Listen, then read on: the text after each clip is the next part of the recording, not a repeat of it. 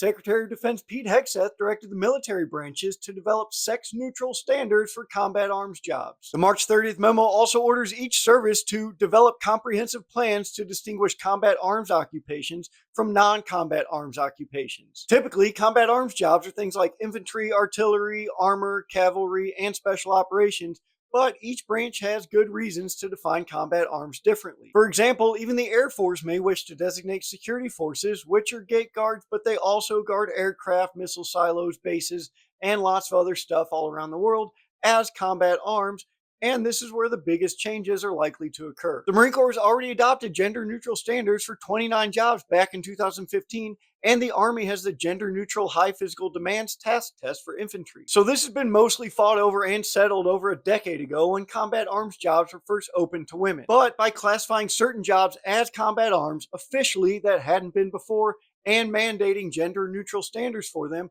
things changed quickly, especially because the memo also states that service chiefs may not establish standards that would result in any existing service member being held to a lower standard. This could mean that combat arms jobs will use the already in place fitness tests like the ACFT for the Army or the PFT and CFT for the Marine Corps and hold all candidates to a certain score threshold using the higher standard, which is the approach the Marine Corps adopted when women were first being trialed through SOI. Or this could mean that each combat arms field creates its own test, like how the Army already has the HBTD for infantry, and artillery usually has a move X amount of shells this far in X amount of time type test, which is pass-fail, usually. This also seems to mandate that training pipelines adopt gender-neutral standards, which most already have, but again, if any job is newly designated high-speed, low-drag, then things could get interesting depending on how it is adopted. Each branch has 60 days to submit a proposal and 6 months from submission to implement it, so this will take place quickly,